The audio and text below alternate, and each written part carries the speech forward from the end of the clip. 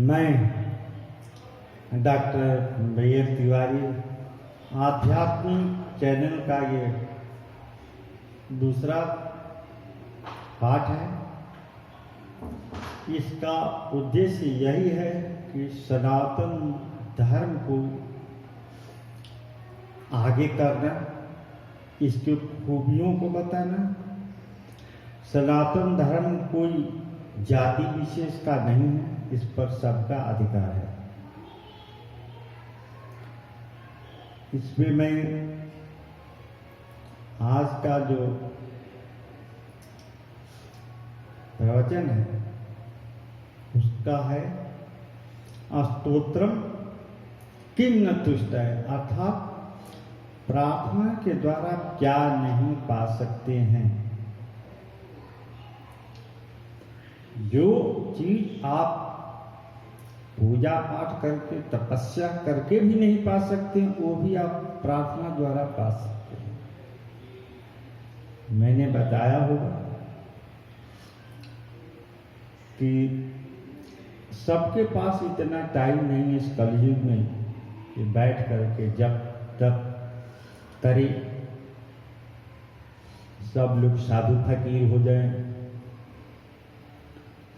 आप प्रार्थना कर भी सकते हैं और सुन भी सकते हैं। एक तरह से मैं बता दूं, जैसे शनि के लिए आप नीलम पहनते हैं, काले घोड़ी का नाल का अंगूठी पहनते हैं, तो सबके पास जो है नीलम, पोखराज और हीरा पहनने के लिए पैसे नहीं। फिर क्या भगवान ने उसके लिए ऐसी चीज नहीं बनाई है कि आपकी मनोकामना जो है बस नीलम पोखराज से ही संभव सकती है। आप उसका स्तोत्र प्रार्थना भी कर सकते हैं। जैसे जब किसी भी बच्चे की मानसिक स्थिति ठीक नहीं रहती है और जहाँ दवा भी नहीं काम कर सकती है, वहाँ भी भगवान शिव जी की आराधना करना बहुत ही फलदायी होता है। भगवान शिव एक ऐसे देवता हैं जो कि हर प्रकाश के विष को खींच लेते हैं। यदि काल सर्प जो हो तो भगवान शिव की आराधना, सर्प सूक्त शनैश्चर के है तो शनैश्चर स्तोत्र भी पढ़ सकते हैं, सुन सकते हैं। मैं डाल दूंगा इस पर, किताबों में भी आती हैं, अर्थ भी आते हैं, लेकिन अर्थ समझने के लिए होता है, पढ़ने के लिए नहीं होता है। आज के युग में लक्ष्मी सबको चाहिए। इसी के परिप्रेक्ष्य में आदि गुरु शंकराचार्य ने कनकधारा स्तोत्र लिखा हुआ है। वे शांत थे और उन्होंने पूरे भारतवर्ष में अपने इस सत्य सनातन धर्म को फैलाने के लिए सब दिशाओं की ओर गए और जो घुसता हुआ सत्य सनातन हिंदू धर्म था उसमें उजाला ला करके वो संत चले गए।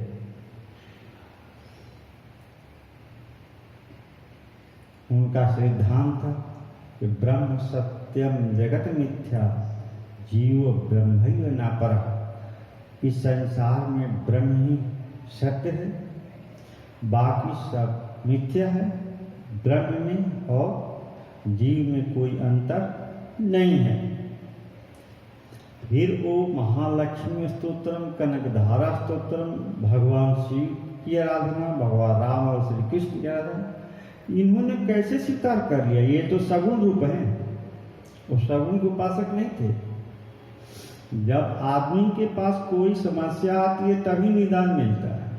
एक बार वो वाराणसी गए, मैं गंगा घाट पर स्नान करने के लिए रास्ते में देखा एक स्त्री अपने पति को लाश को लेकर पतली गली में बैठी हुई है, रो रही है। उन्होंने कहा कि हे माँ, थोड़ा सा किनारे आप कर देती तो मैं गंगा स्नान करने जा रहा हूँ, भगवान शिव को गंगा जल का अभिषेक देना है। वो स्त्री सुनती रही, लेकिन हटी नहीं रास्ते से। उन्होंने कहा कि हे माँ, कृपया करके थोड़ा आप जो डेड बॉडी को किनारे कर दो, मैं निकल जाऊं। सुनती रही। तीसरी बार ये कहा कि हे माँ, मैं लेट हो रहा हूँ, अभिषेक करना जरूरी है, मैं इसीलिए वाराणसी आया हूँ। वो स्त्री जो थी अस्पष्ट शब्दों में बोली, आचार्य, अपने ब्रह्म से क्यों नहीं कह देते हो कि इस डेड बॉडी को हटा दे। आचार्य की आंखें फटी रह गई और वो जो स्त्री थी वहीं से लुप्त हो गई। उनको विश्वास हो गया कि इस संसार में बिना सगुण के पूजा भी नहीं हो सकती है, और जैसे ब्रह्म सत्य है वैसे शक्ति भी सत्य है। बिना पुरुष के स्त्री नहीं हो सकती है। अर्थात उन्होंने सब चीज लिखना शुरू किया। सब चीज जितने सगुण रूप थे सब पर उन्होंने काम चला दिया। ब्रह्म क्या है? आज के दृष्टि में एक बहुत बड़ा मैग्नेट है, और जीव क्या है?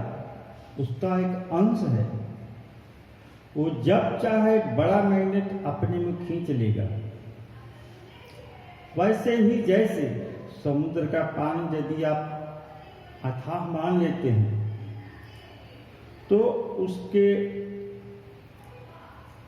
जो जल है समुद्र के पानी का, उसके कैरेक्टरिस्टिक्स का अध्ययन करेंगे तो उसके एक बूंद के पानी की जो गुण है वो पूरे पानी से मिलता है। लेकिन वो एक बूंद है, ये समुद्र अथाह है। परम ब्रह्म परमात्मा अथाह है और शक्ति भी अथाह है। Energy can not be created nor be destroyed.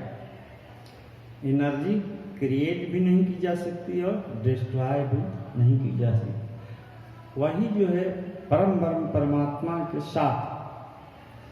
साथ देकर आती हैं और उस सगुण रूप में वो ही होती हैं।